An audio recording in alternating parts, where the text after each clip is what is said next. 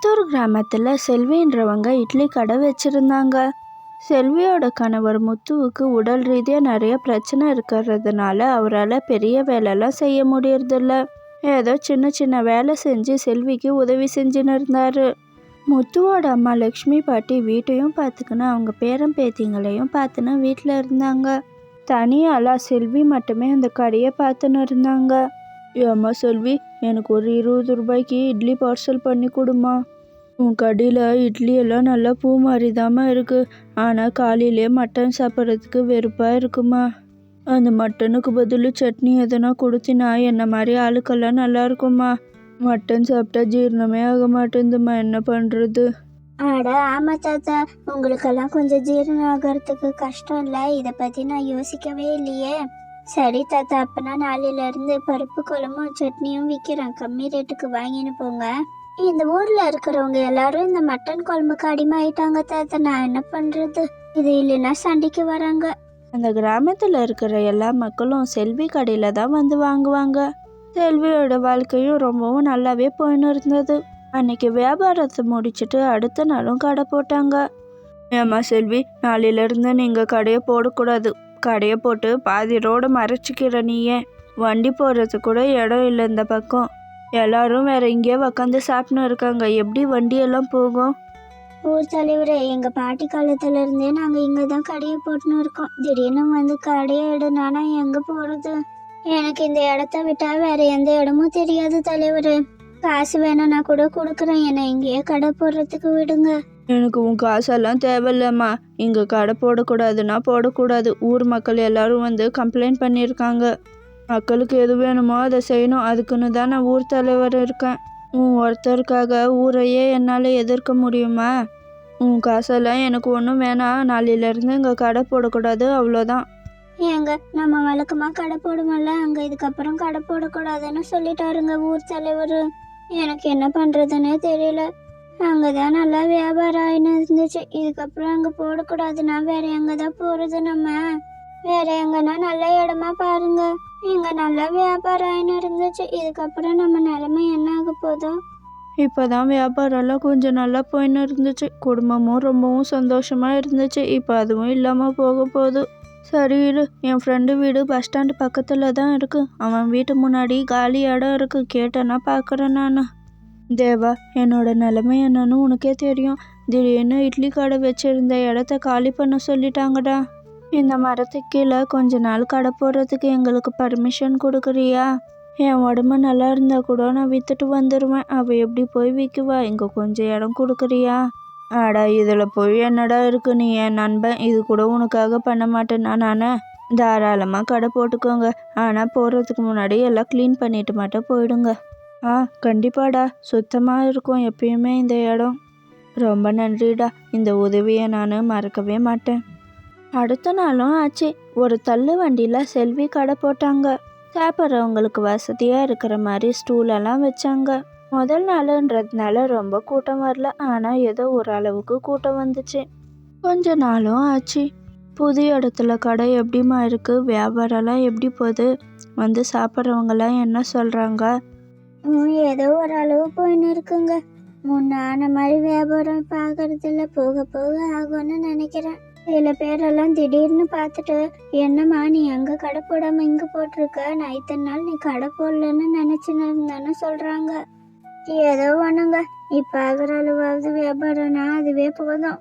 ரொம்பவும் வேணாம் எனக்கு. செல்வியக்கா, உன் பையனுக்கு ஆக்சிடென்ட் ஆயிடுச்சுக்கா. சீக்கிரமா அந்த பால்வாடி ஸ்கூல்கிட்ட போய் பாருக்கா. ரத்தம் ஊற்றின்னு இருக்கு. யாரன்னா தூக்கின்னு ஹாஸ்பிட்டலுக்கு போனாங்களா என்னன்னு தெரியல. உன்கிட்ட சொல்லலான்னு நான் ஓடி ஓடி வந்தேன். ஐயோ, என்ன மீனா சொல்ற? இதோ இப்பவே நான் போய் பார்க்குறேன் இரு. இந்த பையனை ஒரு 2 நிமிஷம் கூட தனியாக விட முடியல. அவங்க பையனுக்கு கால் ரொம்பவும் அடிபட்டுட்டு இருந்துச்சு. ஒரு வாரமாக ஹாஸ்பிட்டல்லே இருந்தாங்க. ஒரு வாரமாக ஹாஸ்பிட்டல்லே இருந்து ரொம்பவும் பில் ஆயிடுச்சுங்க. என்கிட்ட இப்போ சுத்தமாக காசில் என்ன பண்ணுறதுன்னே தெரியல. நாளைக்கு வேற கடை போடலான்னு பார்த்தா அரிசி வேற ஊற வைக்கல. கடையில் விற்கிற மாவு வாங்கி போட்டோம்னா நமக்கு கட்டுப்படி ஆகாது. காசு வேற சுத்தமா இல்லை. என்ன பண்றதுன்னு தெரியலங்க. எனக்கு ரொம்பவும் டென்ஷனா வேற இருக்கு, கஷ்டமா இருக்குங்க. என்னை மன்னிச்சிடு செல்வி. சின்ன வயசுல இருந்து குடிச்சு குடிச்சு என் உடம்பு தான் கெட்டு போச்சு. என் உடம்பு கெட்டு போனதுனால ஆப்ரேஷன் பண்ணாங்க. ஆப்ரேஷன் பண்ணதுக்கப்புறம் மூலையில் உக்காந்துன்னு இருக்கேன். என்னால் எந்த வேலையும் செய்ய முடியாமல் ஆயிடுச்சு. இப்படி உன்னை தனியாக கஷ்டப்பட வச்சுட்டேன்னு நான் எவ்வளோ பெரிய முட்டாளுன்னு எனக்கு இப்போ தான் தெரியுது. எத்தனையோ பேர் எவ்வளவோ சொன்னாங்க, குடிக்காத உனக்கு தான் கஷ்டம்னு. எதையும் கேட்காம இப்படி உன்னை கஷ்டப்பட வச்சுன்னு இருக்கேன்னு நான். இப்போ புலம்பி மட்டும் என்ன பிரயோஜனம், விட்டு தள்ளுங்க. நாளைக்கு ஏதாவது கூலி வேலைக்காவது போனாதான் குடும்பம் நடத்த முடியும். எதனா வேலை இருக்கானாவது யாரனா கேட்டு பாருங்க. செல்வி, என்கிட்ட ஒரு 500 ரூபாய் இருக்கு, அது வேணும்னா உனக்கு கொடுக்கட்டாமா? நீ ஒருத்தியே எவ்வளோ பேரை தான் பார்த்துக்கிறது? எங்க 4 பேரை நீ மட்டும்தாம்மா பார்த்துன்னு இருக்க. ரொம்பவும் கஷ்டமா இருக்கு எனக்கு பார்க்கவே. இல்லை வேணாம் அத்தை, அந்த காசை கொடுத்துட்டீங்கன்னா உங்க மருந்துக்கு என்ன பண்ணுவீங்க? மருந்து முக்கியம் தானே. ஏதோ நீங்க மட்டும்தான் என்ன தொல்லை பண்ணாம இருக்கீங்க. உங்க காசை நீங்களே வச்சுக்கோங்க அத்தை, மருந்து வாங்குறதுக்கான யூஸ் ஆகும். நேற்று அரிசி ஊற வச்சிருந்தவாச்சு எனக்கு கடையை போட்டிருப்பல, எனக்கு ஞாபகமே இல்லைம்மா, என்னை மன்னிச்சிடுமா. நேற்று ரேஷன் கடைக்கு வேற போயிட்டு இருந்தேன்னா எனக்கு ஞாபகமே இல்லை. சீக்கிரமா சமையலை செய்வோம், அங்கே ஹாஸ்பிட்டல்ல இருந்து வருவாங்கன்னு சமைக்க ஆரம்பிச்சிட்டம்மா, எனக்கு ஞாபகமே இல்லை. இப்போ என்னம்மா பண்ணலான்னு இருக்கு? என்ன பண்றதுன்னு எனக்கும் தெரியல அத்தை. இன்னைக்கு ஒரு நாள் சும்மாவே வேஸ்டா போகுது, நாளையில இருந்து கடை போட்டுக்கிறேன். ஏதாவது கூலி வேலைக்கு போலான்னு இருக்கேன், போய் பார்த்துன்னு வர சொல்லியிருக்கேன் அத்தை. ஏன் செல்வி, இட்லிக்கு மாவு இல்லைன்னா போகுது, நான் சொல்ற மாதிரி செய்யறியாம்மா? ரவை இட்லின்னு ஒன்று செய்வாங்க, உனக்கு தெரியுமா? ஏதோ ஓரளவுக்கு கட்டுப்படி ஆகுமா, நான் சொல்ற மாதிரி செய்யி.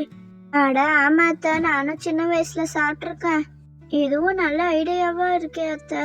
சரி, எப்படி செய்யணும்னு சொல்லுங்க, செய்யறேன். அதுக்கு சாதாரண ஒரு தேங்காய் சட்னி இருந்தா கூட சூப்பரா இருக்கும். லக்ஷ்மி பாட்டி சொன்ன மாதிரி செல்வியும் ரவை இட்லி கடை வச்சாங்க. ஓரளவுக்கு நல்லாவே கூட்டம் வந்துச்சு. அடுத்த நாளும் ஆச்சு. எங்கக்கா செல்வி அக்கா, ரவை இட்லியவே காணோம். நேற்று போட்டிருந்தீங்களே ரவை இட்லி, சூப்பரா இருந்துச்சு, நான் அதை வாங்கலான்னு வந்தேன், இங்க காணோம். எனக்கு அதை கொடுங்க. நேற்று மாவு அரைக்கலான்னு சும்மா போட்டு பார்த்தோம்மா, இன்னில இருந்து இதுதான். உனக்கு தான் மட்டன் குழம்பும் இட்லியும் பிடிக்குமே, பின்ன அதை கேட்டுன்னு இருக்கா? உண்மையா சொல்ல போனா எனக்கு இதை விட அதுதாங்க பிடிச்சிருந்தது. எனக்கு அதை சாப்பிடணும்னு ஆசையா இருந்தது, அதனாலதான் வந்தேன். எனக்கு தெரியாத நாளையில இருந்து அதை மட்டும் எனக்காக செஞ்சு எடுத்துன்னு வாங்கக்கா. யாரு வாங்குறாங்களோ இல்லையோ, நான் வாங்குறேன், மொத்தம் கூட நான் வாங்குறேன்க்கா. எனக்கு ஆச்சரியமா இருக்கு, இதை விட அதுவா உனக்கு பிடிச்சிருந்தது? ஆனா சாப்பிட்டவங்க எல்லாருமே சூப்பரா இருக்குன்னு சொல்லியிருந்தாங்க. சரி, நாளைக்கு இது கூட அதுவும் விற்கிறேன். எல்லாரும் செல்வியோட ரவை இட்லியை தான் கேட்டுன்னு இருந்தாங்க. அதுக்கப்புறம் செல்வியும் அவங்க கடையில் புது புது ஐட்டம்ஸாக நிறைய கொண்டு வந்தாங்க. பெரிய கடை ஓப்பன் பண்ணுற அளவுக்கு அவங்க கடை ரொம்பவும் நல்லா போயின்னு இருந்தது. அன்னைக்கு லக்ஷ்மி பாட்டி கொடுத்த ஐடியா ரொம்பவும் செல்விக்கு உதவியாக இருந்தது. செல்வி அவங்க குடும்பத்தோட ரொம்பவும் சந்தோஷமாக வாழ்ந்துன்னு இருந்தாங்க.